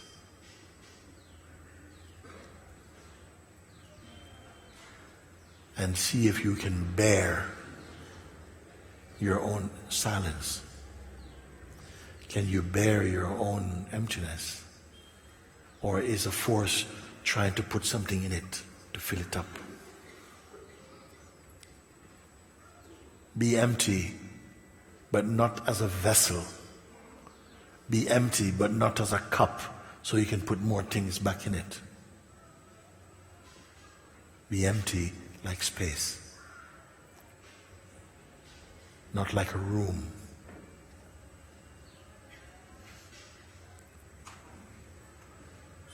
And this should be easy for you, actually. It's only that mind comes back with some suggestions, some interpretations. This means like that. You're not going to be able to do it. You're not good enough. You haven't done enough meditation. You have done too many wrong things in your life. All these things. And something is accustomed to believing this. And the more you believe it, the more it acts as closing the curtains again somehow. That's all you need to know. So coming to no mind is not difficult to assist to bring your attention into no mind. But something will not stay there. The thing that cannot stay there, you must know, is not you. Can I say again? You come to no mind, and it's only a space. A space is here. And then something feels, I can't stay here. It's too empty. Some people say it's too much love here. I feel something wants to escape. Then let this something that wants to escape, let it escape. It's only a thought, or a kind of the product of an habit. A restlessness is behaving. Observe that, but don't identify with that. And you'll feel that somehow, wait a minute, I'm able to just pay attention to my what isness, my isness, my being. I'm just here. Don't combine with anything else.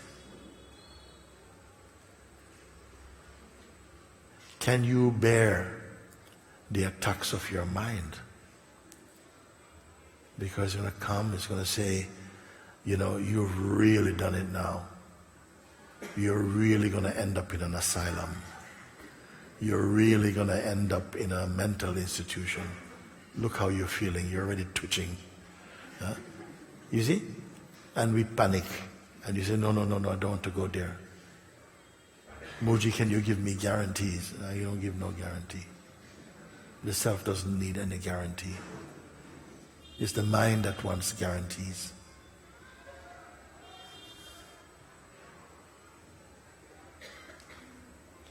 So something is simply softening up, becoming more pliable, more receptive, more capable. So I say, when you can bear and be your silence, you are free. Many times your mind has been brought to silence, but you've not recognized it. Throughout the day, even without effort, you must rest in silence. Otherwise, you'll be so exhausted. God gives you sleep.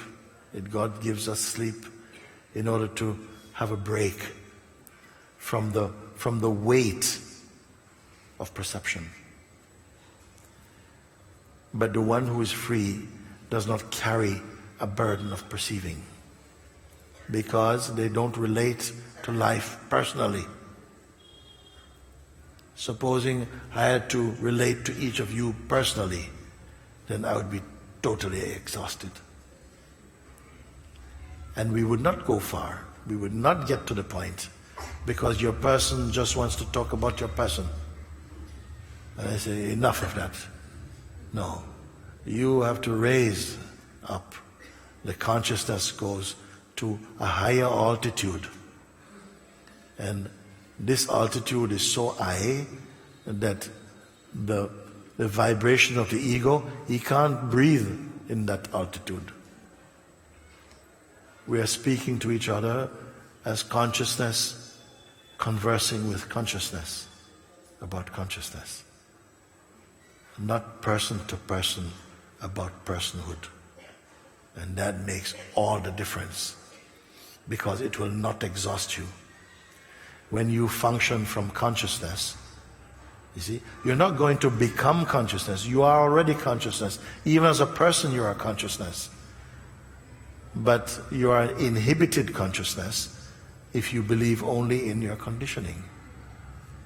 When you begin to observe that conditioning is not stable, don't give so much respect to that. Don't give so much energy to this. Don't invest so much energy and belief into something that is so momentary, so changeful.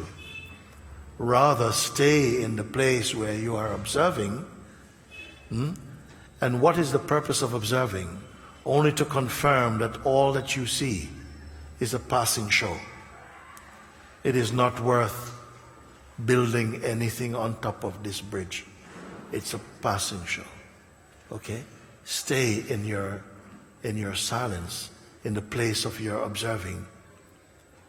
Start to be aware of just your observing. And your inner climate will change.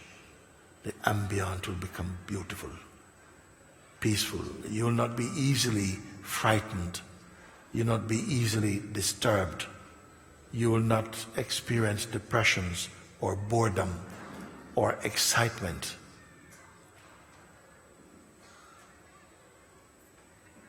But joy and peace and love and humor and openness, that will replace the negative states that causes a human being to suffer. This is the outcome of yourself allowing your mind to stabilize in the ground of being.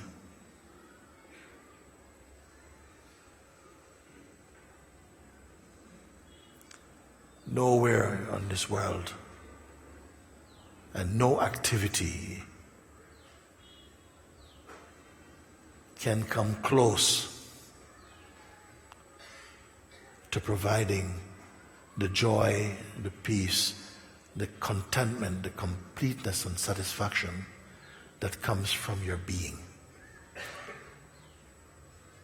Actually, consciously or unconsciously, all beings are searching for that rest.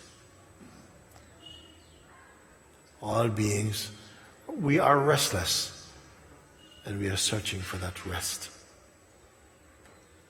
Presently, you have to go to the cemetery to see rest in peace. Nobody is resting in peace. Restless in pieces maybe, but rest in peace, nobody is doing it. So this is your chance to look.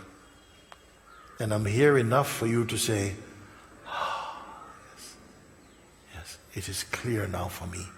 It's not only a belief now, my belief has been transformed or converted into direct experience. It is now my experience. So now you can speak from the authority of your own experience. For this we are here. I've not come to teach you anything, just to show you.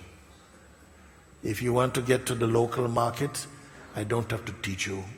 I just point you there and there.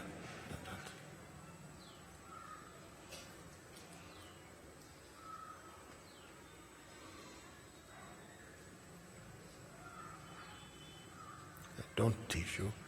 Point and remind.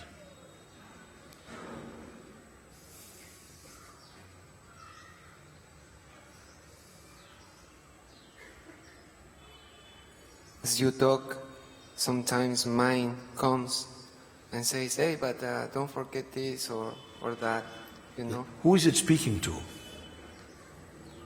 Whose mind speaking to?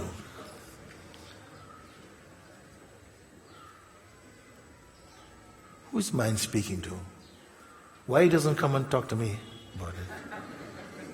Why come and talk to you? Because you have space for him. You have space for those words. You don't slap it away. Who is he speaking to first? You must identify. The mind is speaking, the psychological mind is speaking to your psychological self. The psychological mind is speaking to the idea you have of who you are.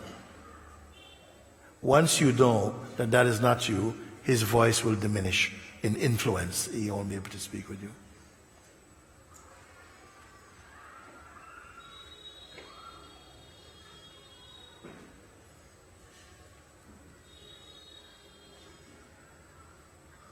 How long will you going to keep saying, my mind says this? My mind says this. What do you say? My mind says this.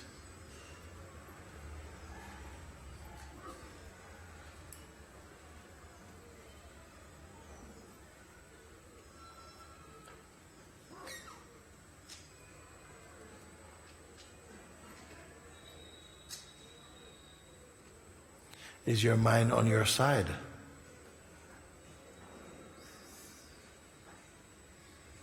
Is your mind functioning for your good? I think it is. You think it is? Because it's pushing me somehow, as well as everything, to become aware of what is happening and understanding how mind works, or what. Sometimes the mind seems to be helping you to become something you already are. But he's not telling you you're already this.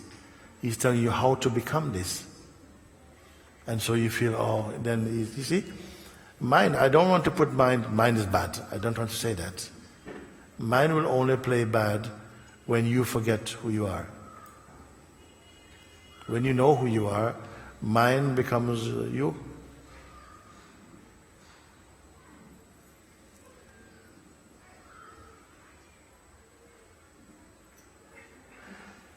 You are the self. Then the mind is trying to tell you how to reach the self.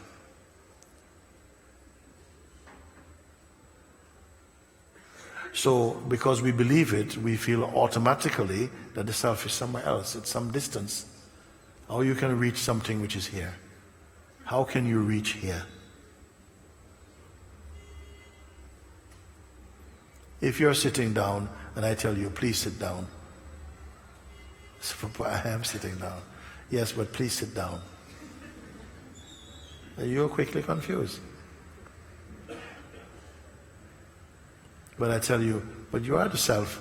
And you say, no, I'm not. Not yet. And in a way, we have to agree, because that is your felt experience. I'm not there yet. You say like that.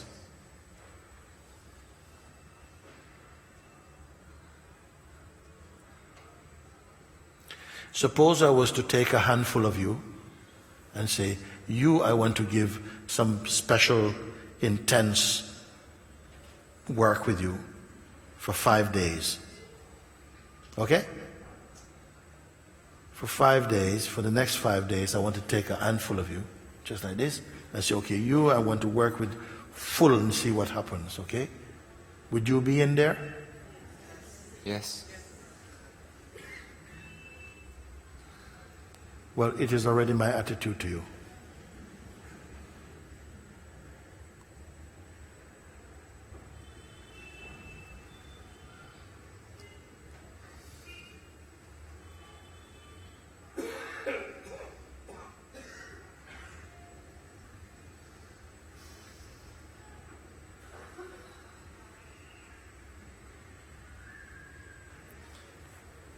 Don't wait for anything.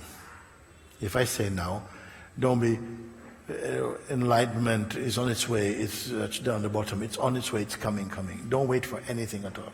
Don't wait for anything at all, okay? Don't go back, that's past. Don't go back. And don't go forward, because it's not real.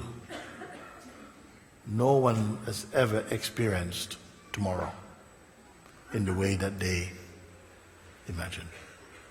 So neither back nor forward. Just here. Don't identify with anything. Don't hold on to any definition of yourself, either definition given by others or by yourself. Don't hold on to any definition.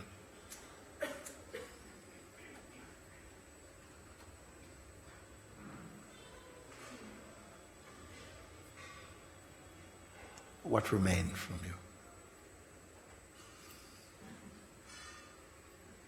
Nothing remains. Nothing remains. Somehow it's still like Don't go to your head. Okay. Off with your head. Don't go to your head. I was just about to say before you spoke, don't give it to your mind. And then you say something, yeah, that something has caused the whole world to be confused and just sorrowful. Nothing remain. Just be in that nothing remainness. But don't give any assessment to it. Just let it be clean by itself. Don't mind what your mind is speaking about it. It has to do that. It's going to be its job for a while. Because mind is more consistent in its job to distract you than you are consistent in being free. So let him thrash about, and you have to bear that for a bit. But you stay in the nothing remains.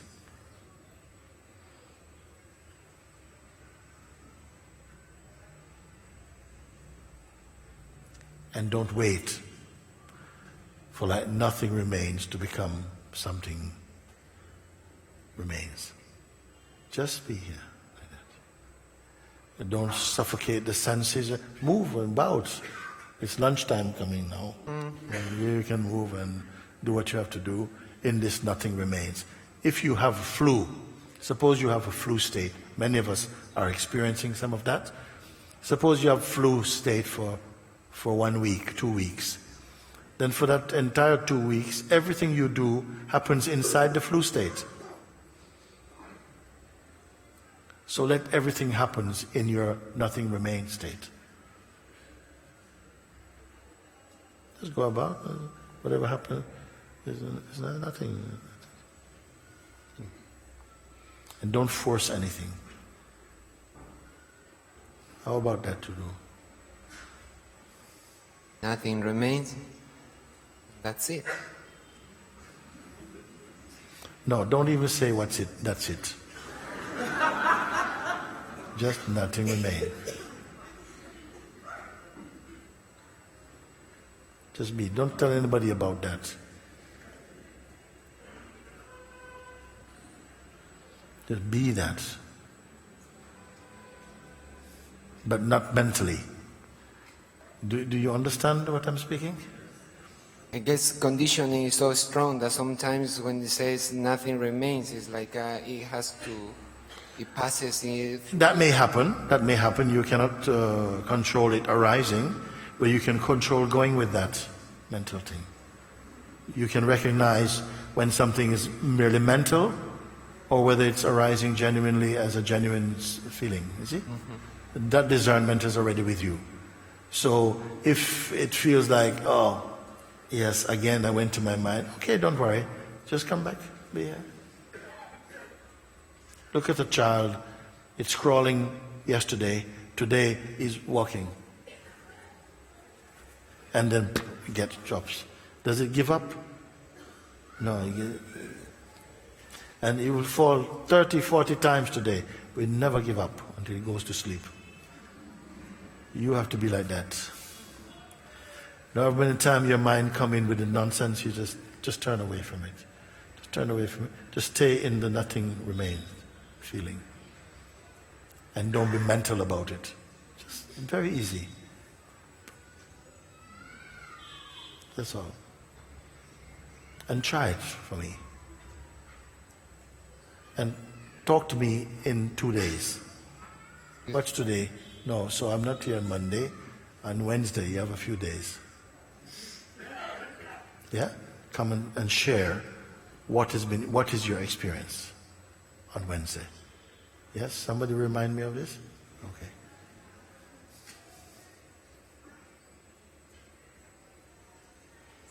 Whatever come, respond spontaneously. If somebody comes and say, on Tuesday we're going to this place, you want to come? Say, actually, I have no way of knowing that, actually. Right now, sorry, I can't say. That's honest. You can say, many people say, yes, we're going to, but they don't. Because you cannot determine such things, and they come the way you determine. So you just stay like this, moment by moment. Let's move. And you don't have to move like strobically. 1, 2, 2, no. You move very easy. Go to sleep when you sleep, walk when you want to, eat when you want to eat. But it's all happening in the background of this nothing remains.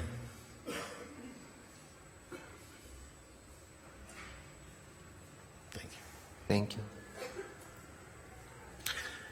We are going to leave it for now because there's a satsang this afternoon, I'm just remembering. And it's already 12:30. So, can we have a short piece of music or something?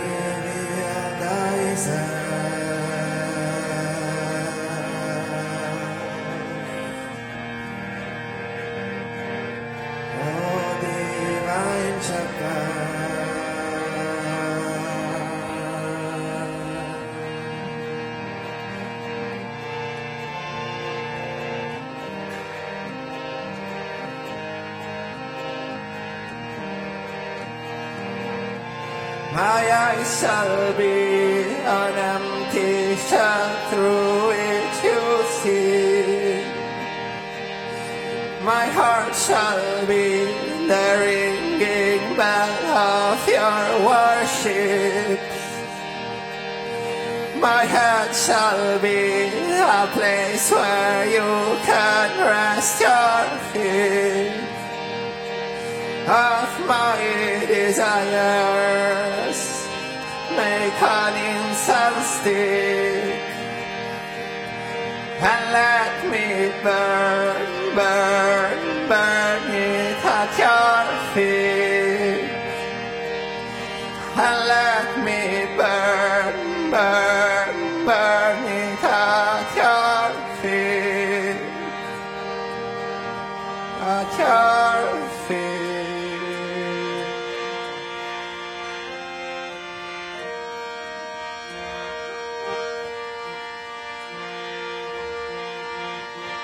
Will that day come to me?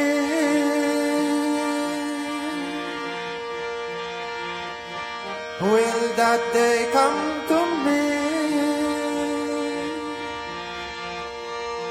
When saying, Father dear, my eyes will flow tears. When saying, Mother dear, my eyes will flow tears. Will that day come to me?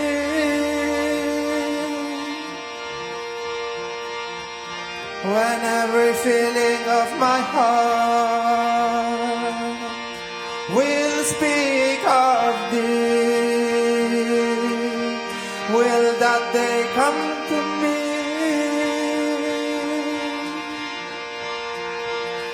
Wisdom blossoming forth, darkness,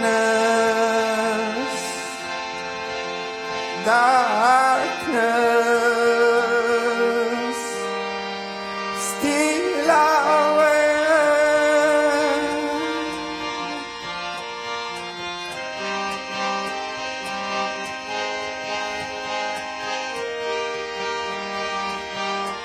Under the stones, in front of trees, in those who pray, in those who sing, you are the cause to bend our knees to eternity. Under the stones, in front of trees, in those who pray, in those who sing, you are the cause to bend our knees to eternity. Your sunlight smile absorbs my pain. Your sacred touch completes my faith. Your holy spark ignites the flame of my own heart. Your sunlight smile absorbs my pain. Your sacred touch completes my faith. Your holy spark ignites the flame of my own heart. Your unsparing love, your boundless grace awakens love inside my veins, makes me that bird for whom the Lord provides each day. Your unsparing love, your boundless grace awakens love inside my veins, makes me that bird for whom the Lord provides each day. Some of us love, some of us weep, some of us dance, some cannot speak, but all rejoice under the shelter of your grace. Some of us love, some of us weep, some of us dance, some cannot speak, but all rejoice under the shelter of your Gurudeva. Jaya Gurudeva. Jaya Gurudeva. Jaya Gurudeva. Your sunlight smile absorbs my pain. Your sacred touch completes my faith. Your holy spark ignites the flame of my own heart. Jaya Gurudeva. Jaya Gurudeva. Jaya Gurudeva. Jaya Gurudeva.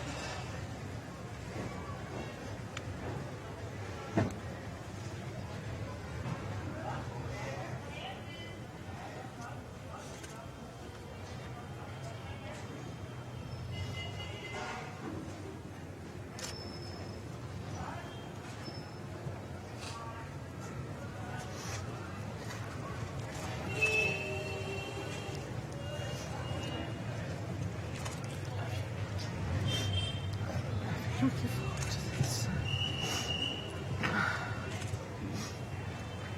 want freedom from all of us.